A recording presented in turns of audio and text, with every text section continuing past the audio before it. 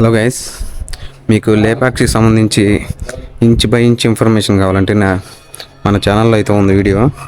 So చూసి Lepakshi mystery ఏంటో తెలుసుకోండి. సో నేను అనుకున్నారు కదా శివయ్య, ఓం నమ శివాయ. మేమైతే ఇక్కడ ఒక గైడ్ మాట్లాడుకొని మొత్తం ఈ గుడి హిస్టరీ అంటే మొత్తం ఎక్స్ప్లెయిన్ చేయించుకున్నాం. సో అది మీతో షేర్ చేసుకుంటున్నాను. సో వీడియో చూసి అయితే నచ్చితే మాత్రం లైక్ చేసి సబ్స్క్రైబ్ చేయడం మాత్రం మర్చిపోకండి. ఎక్కడ స్కిప్ చేయకుండా చూడండి.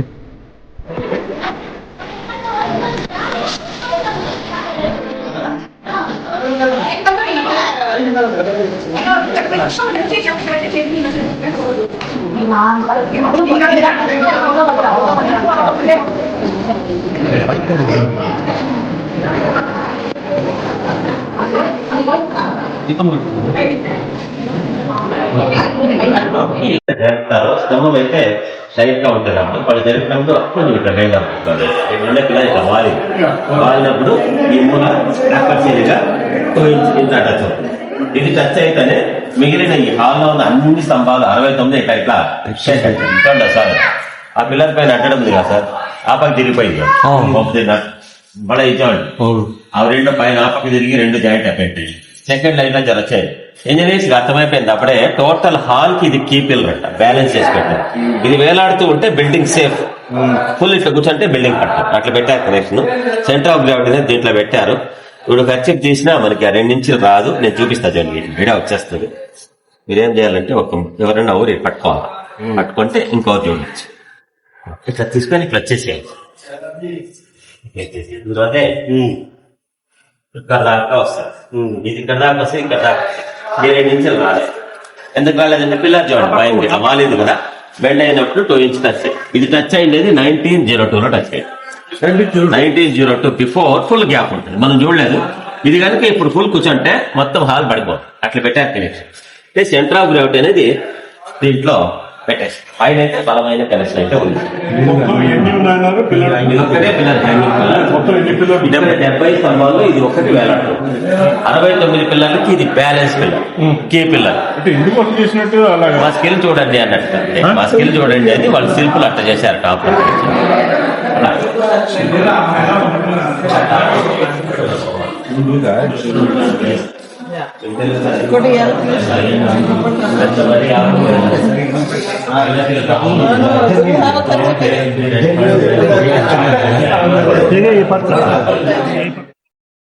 ఎక్కువైపోయి ట్రాన్స్పోర్ట్ లేదు, బయట నుంచి ఒక పిల్లర్ తీసుకురాలి. ఈ గుడికి ఎన్ని కావాలో అన్ని పిల్లర్లు దీంట్లో తీసి వాడారు, వదిలేశారు. ఎక్కువ ఈరోజు స్తంభాలు లెక్క పెడితే దాంట్లో అయితే 70 ఫస్ట్ రౌండ్. ఇప్పుడు ఇలా పోతాం మనం సెకండ్ రౌండ్. దీంట్లో మీకు కనపడతాయి 126 స్తంభాలు ఉంటాయి. మళ్ళీ ఈ గోడ అవతల ఇంకో థర్డ్ రౌండ్ లేక పోతాం ఆమెకి, దాంట్లో 680 స్తంభాలు ఉంటాయి. మొత్తం ఈ రోజు గుడిలో ఉన్నాయి 876 స్తంభాలు. నేను చెప్పేది ఓన్లీ ఇట్లా పిల్లర్స్, గోడ కాదు. ఫౌండేషన్ లేదు. మామూలుగా మనం ఇల్లు కట్టాలంటేనే తవ్వుతాం పాయ. ఇది ఒకటేసారి కట్టి డెబ్బలా, దాని తర్వాత వేరే రాజులు 100 ఇయర్స్ తర్వాత 200 ఇయర్స్ తర్వాత చేశారు. ఏం లేదు సార్, ఒకేసారి అతిథేవరాయలు కట్టించారు. లాస్ట్ లో ఒక రాజు వచ్చి నిలిపేస్తాడు. ఎందుకు నిలిపేస్తాడో కూడా మళ్ళీ చెప్తా. ఇదంతా చూడండి, ఫౌండేషన్ లేదు, ఒకే రాయి మీద రాయి పెట్టేసినారు. మధ్యలో సిమెంట్ గానీ గమ్ గానీ వేయలేదు అని గోడ పడదు. ఎందుకు పడదు అంటే లాక్ పెట్టారు. అప్పట్లో ఇంటర్ లాకింగ్ సిస్టమ్. మీ సిటీలో ఏడైనా ఫ్లైఓవర్స్ ఇట్లే కడుతుంటారు, మీరు అబ్జర్వ్ చేయండి. ఇలా ఉంటే గోడ జరగదు సార్. ఎనీ లైన్ ఇట్లా ఉంటాయి, ఇట్లా ఉంటాయి. ఇంకెప్పటికీ గోడ జరగవు. ఆ గోడ చూడండి బాగా క్లియర్గా. అప్పట్లోనే ఇంజనీరింగ్ టెక్నాలజీ అనేది మనకి ఇక్కడ జిల్లా కనపడతా ఉంది.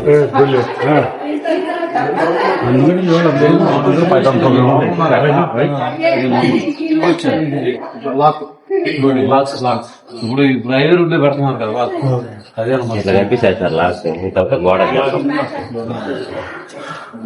నమ శివాయ, హర హర మహాదేవ శంభో. అది నాగలి, అదే రాజే వేరే పండుగ ఎదురుగా ఉండేది కిచెన్ అంట. కిచెన్ అంటే చుట్టూ వాస్తు ప్రకారం సౌత్ ఈస్ట్ ఆగ్నేయంలో ఒక రోజు భోజనానికి వస్తారు శిల్పులు. లోపల వాళ్ళ అమ్మ వంట చేస్తూ ఉంటుంది. వీళ్ళంతా పోయి అమ్మ కడతారేమో వంట అయిందని ఆమె చెప్తుంది, కాసేపు బయట కూర్చోండి, వంట అయ్యాక నేను పిలుస్తాను. వర్కర్స్ అంతా బయట కూర్చొని వంట కావాలంటే 2-3 గంటలు పడుతుంది. అందాక మనం ఎందుకు ఇక్కడ కూర్చొని టైం వేస్ట్ చేయాలా అని వాళ్ళు ఎదురుగా పెద్ద కొండ ఉంటే ఈ కొండకే ఇట్లా నాగలింగం లా చెక్కేసినారు. విత్ ఇన్ 3 hours లో మొత్తం చెక్కడం అయిపోయింది. ఆమె బయటకు వచ్చి ఆశ్చర్యపడుతుంది కదా చూసి, ఇంత తొందరగా ఎట్లా చెక్కినారబ్బా వీళ్ళు అని. ఆశ్చర్యం అంటే మనము దృష్టి అంటాం చూడండి.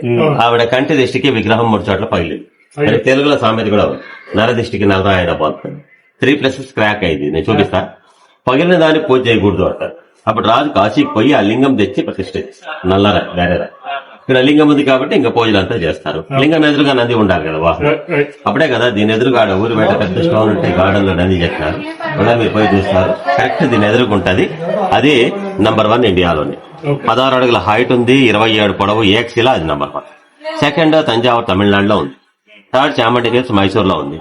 4వది బెంగళూరు బసవగుంట. మరి హలిబిడ్లో లేదో నందు చాలా పెద్ద నంది చెప్తారు సార్ హలబిళ్ళలో ఉన్నాయి.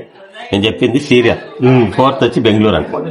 5th వచ్చి బెంగళూరు అంటే బసవగుడి బసవగుడి. Bull temple. 5th వచ్చేసి నంది హిల్స్ లో ఉంటుంది. నంబర్ 6 వచ్చి రామేశ్వరంలో ఉంటుంది. నంబర్ 7 వచ్చి యాగట్ లో ఉంటుంది, కర్నూలు దగ్గర యాగట్. నంబర్ 8 హలేబిళ్ళకి వస్తుంది. హలేబిళ్ళ అంటే చాలా చిన్న ఇట్లా మనం అప్పట్లో అది వంటగది, ఇప్పుడు స్టోర్ రూమ్ అవుతుంది. వాస్తు ప్రకారం సౌత్ ఈస్ట్ అగ్నిమూలనే ఉంటుంది. మళ్ళీ ఇంటికి రండి. క్రాక్ అనేది మీకు అర్థమవుతుంది. పైన అబ్జర్వ్ చేయండి. 1, 2, 3వ తల కంటి కాడ చీలింది. ఆ పక్క నుంచి 3వ తల కంటి దగ్గర పగిలింది. దృష్టికి పగిలిండేది అది. మళ్ళీ ఈటికి వస్తే ఇంకో క్రాక్ కూడా ఇక్కడ వచ్చేవాడు పొడవుగా ఇట్లా చీలింది. పగిలిన దాంట్లో నీళ్లు పోకుండా, వర్షం నీళ్లు పోకుండా సిమెంట్ వేసారు మన లిఫ్ట్. ఇదే తర ఆ పక్కన కూడా పగిలింటది. ఇంకా వీళ్ళైతే మనం 7 రక్కమ్మ గారులు అంటాం. కొంతమంది సప్తమాతృకులు అంటారు. షీజ్ నేమ్ బ్రాహ్మి, వైష్ణవి, ఇంద్రాణి, వారాహి, కౌమారి, మహేశ్వరి, పరమేశ్వరి. ప్రతి ఒక్కరిలో పూజలు చేస్తారు. పార్వతీదేవి డిఫరెంట్ అవతారాలు మనకి 7 మందికి చూపెట్టేస్తారు. రైట్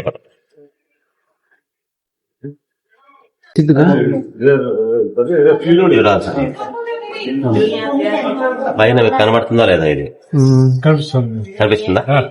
3 లింగాలు కనిపిస్తున్నాయి. అవునండి. ఫస్ట్ లో లింగం ఉందా సార్? ఆడ ఆ లింగం పైన అబ్జర్వ్ చేయండి. స్పైడర్ పూజ చేస్తుంది, మధ్యలో భక్త కన్నా పూజ చేస్తుంటాడు. ఇక్కడ ఏనుగు పూజ చేస్తుంది. ఏనుగు తొండానికి లింగానికి మధ్య పోలారం లాగా ఉందా, రౌండ్ గా చుట్టుకొని? పోలారం కాదు, నాగుపాము. పాము ఏనుగు ఒకే లింగానికి 2 పూజ చేస్తున్నాయి. Sri Kalahasti means that is Sanskrit word. Sri means spider, Kala means Hasti means ఎలా. ఆ తర్వాత 3 పూజ చేయటం అలా. That is old temple. That story తీసుకొచ్చి మనకి ఇక్కడ చూపెట్టారు. ఇక్కడ వినాయకుడు కొండకే చెక్కారు. మనం ఏదైనా కార్యం చేయాలంటే ఫస్ట్ మనం వినాయకుని ఫోటో పెట్టి ఎలాగైతే పూజ చేస్తాము, గుడి కట్టేటప్పుడు విరూపన్నను ఫస్ట్ ఈ కొండలోనే వినాయకుని చెక్కించి ఇక్కడి నుంచి గుడి కట్టడం స్టార్ట్ చేశారు. ఇది స్టార్టింగ్ పాయింట్. కింద వాహనం కూడా చూపించేశారు. ఎలక వాహనం, మూషిక వాహనం. ఇది చూస్తే కొంచెం మీకు ఏదో డిఫరెంట్ గా కనపడుతుంది స్టోన్.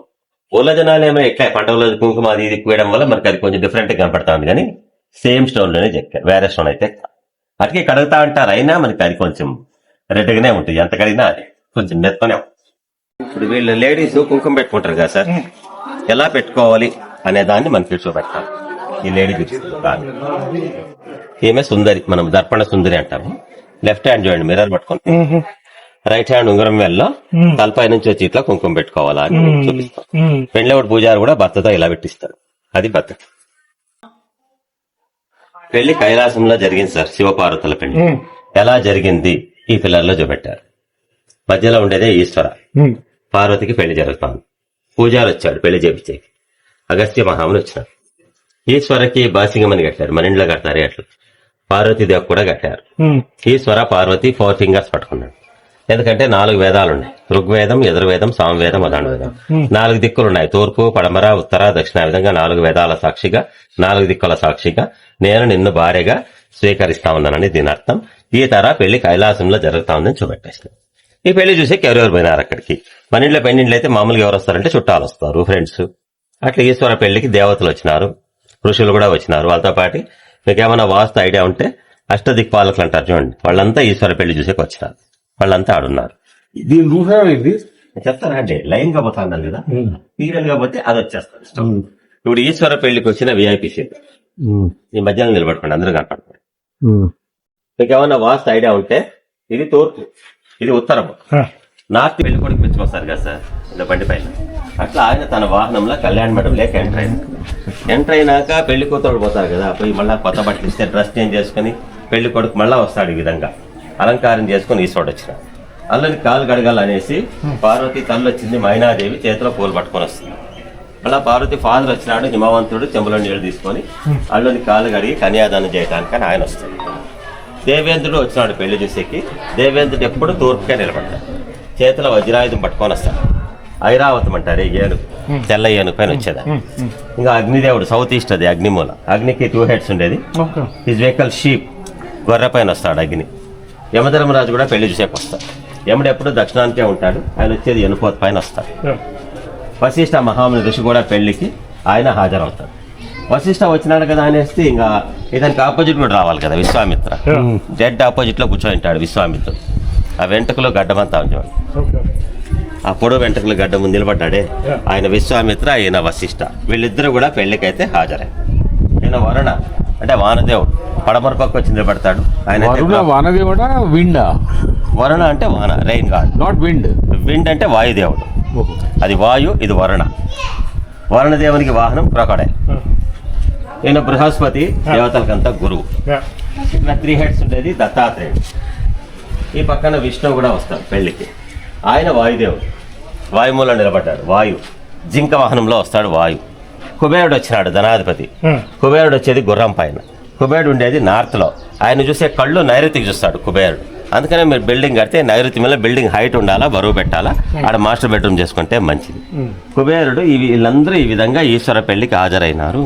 కైలాసంలో జరిగింది పెళ్లి, దాన్ని తీసుకొచ్చి పిల్లర్లో కూర్చోబెట్టేశారు. పిల్లర్స్ మీద ఇలా జరిగింది కైలాసంలో పెళ్లి.